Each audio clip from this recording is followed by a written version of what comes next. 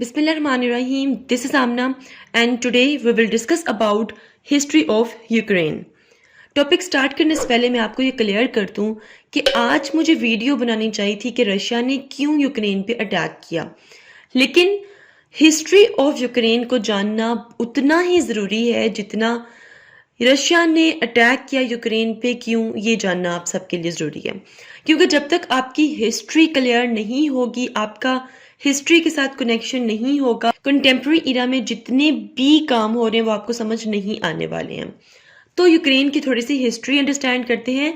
Ukraine basically एक country है, ये कोई फीलिंग नहीं है जो with the passage of time develop हो जाती है, नहीं, ये कोई फीलिंग नहीं है। जिस तरह पाकिस्तान, जिस तरह इंडिया, जिस तरह चाइना एक मुल्क है, बिल्कुल उसी तरह यूक्रेन भी एक स्टेट है, एक कंट्री है। क्लियर? अब मैप से अंडरस्टैंड करते हैं कि यूक्रेन इस टाइम कहाँ पर लोकेटेड है। इनके राइट साइड पे रशिया है और एक बहुत लॉन्ग बॉर्डर यूक्रेन और रशिया एक दूसरे के साथ शेयर कर रहे हैं।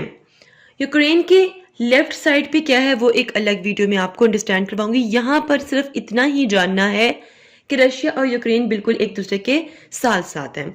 अगर नीचे आए तो यहाँ पर यूक्रेन के बिल्कुल नीचे यूक्रेन का पेनिनसुला है जिसका नाम क्रीमिया है। ये मैंने यहाँ पर हाईलाइटेड किया हुआ है ग्रीन कलर से, क्योंकि क्रीमिया पर भी रशिया ने इन्वेड किया, वो हम आगे डिस्कस करेंगे। देन ब्लैक सी है क्रीमिया के इर्द गिर्द। यहाँ पर मैंने एक और पोर्शन यूक्रेन का हाईलाइट किया हुआ है जिसको सेपरेटिस्ट कंट्रोल्ड एरिया का नाम दिया गया। ये बेसिकली यूक्रेन का ही हिस्सा है, लेकिन यहाँ पर रशिया का बहुत ज़्यादा इन्फ्लुएंस है। क्लियर? ओके, अब हम बात शुरू करते हैं वर्ल्ड वॉर 1 से भी पहले की बात शुरू करते हैं, जब एक वक्त था कि रशिया और यूक्रेन दोनों सेम एम्पायर का हिस्सा थे। फिर वक्त गुजरता गया और जो यूक्रेन था उस पर कब्जा हो गया, किसका? रशिया का। Ukraine was part of Russian empire. फिर क्या हुआ कि यूक्रेन रशियन एम्पायर का हिस्सा बन गया, मतलब कि रशियन एम्पायर इस पे हर तरह का हुक्म चलाने लग पड़े। देन 1917 में रशियन रेवोल्यूशनरीज होती हैं जिसकी वजह से रशियन एम्पायर का ओवरथ्रोन कर दिया जाता है।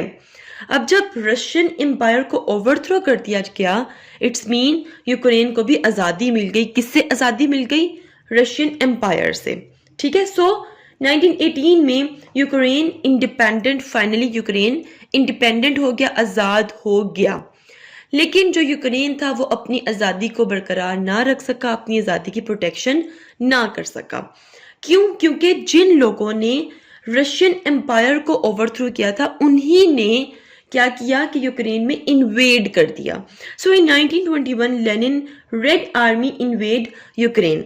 अब जब रेड आर्मी ने यूक्रेन में इन्वेड कर दिया है तो फिर से यूक्रेन जो है वो डिवाइड हो जाएगा और इनके कब्जे में चला जाएगा। Now after world war two के बाद यूक्रेन का जो वेस्ट पार्ट था वो पोलैंड के कब्जे में चला गया और ईस्ट पार्ट सोवियत यूनियन के कब्जे में चला गया, क्योंकि उस वक्त सोवियत यूनियन भी इस्टेब्लिश हो चुका था। 1922 में सोवियत यूनियन मतलब कि यूएसएसआर इस्टेब्लिश हो चुका था। ये बेसिकली सोवियत यूनियन एक यूनियन था जिसमें 15 डिफरेंट कंट्रीज थी और उन 15 डिफरेंट कंट्रीज में से एक यूक्रेन भी था। यूक्रेन सोवियत यूनियन का हिस्सा था। इस बेस पे यूक्रेन का नाम यूक्रेनियन सोवियत सोशलिस्ट रिपब्लिक रख दिया गया। फिर वर्ल्ड वॉर 2 स्टार्ट होगी और वर्ल्ड वॉर 2 के दरमियान में जो पोलैंड था वो वेस्ट पार्ट ऑफ यूक्रेन पे सही तरह से अपने पाँव नहीं जमा सका और इसलिए जो वेस्ट पार्ट था वो भी सोवियत यूनियन के कब्जे में चला गया। अब पूरा का पूरा जो यूक्रेन था वो किसके अंडर आ गया? सोवियत यूनियन के अंडर आ गया।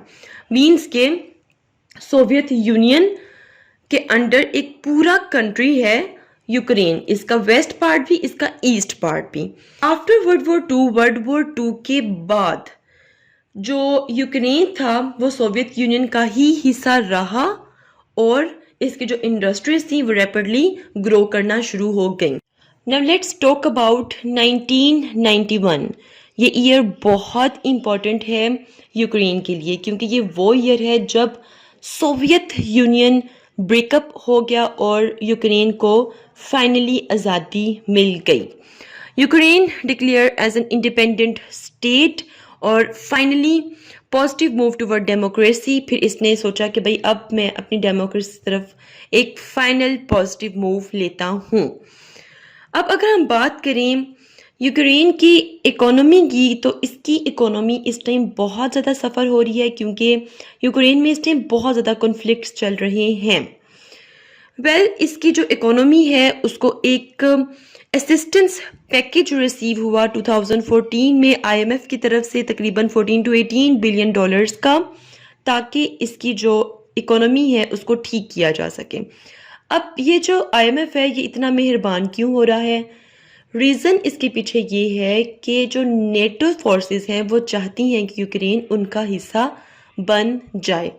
अब यहाँ पर एक बहुत इम्पोर्टेंट क्वेश्चन है जिसकी वजह से आज यूक्रेन पर अटैक किया है रशिया ने। वो इम्पोर्टेंट क्वेश्चन ये है कि 1991 से पहले यूक्रेन जो था वो सोवियत यूनियन का ही हिस्सा बन के रहा और इसने बहुत से एक्सपीरियंसेस किए अपनी इकोनॉमी के लिहाज से भी और बहुत से दूसरे इसने एक्सपीरियंसेस किए सोवियत यूनियन के साथ। अब जबकि यूक्रेन एक सोवरियन स्टेट हो चुका है, एक इंडिपेंडेंट स्टेट हो चुका है, अब इन्होंने ये डिसाइड किया है कि हम इतने साल सोवियत यूनियन के साथ भी तो रहे हैं ना, अब हम यूरोपियन यूनियन के साथ ज़रा आगे बढ़ते हैं, अब हम ज़रा यूरोपियन यूनियन के अंडर जाते हैं। तो ये एक बहुत बड़ा क्वेश्चन मार्क है जिसकी वजह से एक कॉन्फ्लिक्ट स्टार्ट हो चुका है, जिसे आप एक ग्लोबल कॉन्फ्लिक्ट की हो सकता है वो शक्ल इख्तियार कर ले। अब यूक्रेन के लिए एक क्वेश्चन मार्क ये है कि रेदर ये ईस्ट की तरफ जाएगा, मतलब कि रशिया की तरफ, या फिर ये अपनी वेस्ट की तरफ जाएगा जहाँ पे यूरोपियन यूनियन है, जहाँ पर नेटो है। अब ये किन की तरफ जाएगा? यूक्रेन जो है कि टिल्ट तो शो कर रहा है यूरोपियन यूनियन और नेटो की तरफ, लेकिन ये चीज़ रशिया को एक्सेप्टेबल नहीं है और रशिया किसी सूरत नहीं चाहता कि यूक्रेन भी नेटो का हिस्सा बन जाए। So this is all about the history of Ukraine. If you have any question, do write your questions in comment section below and hit the like and subscribe button if you haven't yet. मिलते हैं जी next hot issue के साथ। Until then मुझे अपनी दुआ में याद रखिएगा। Stay tuned and Allah Hafiz.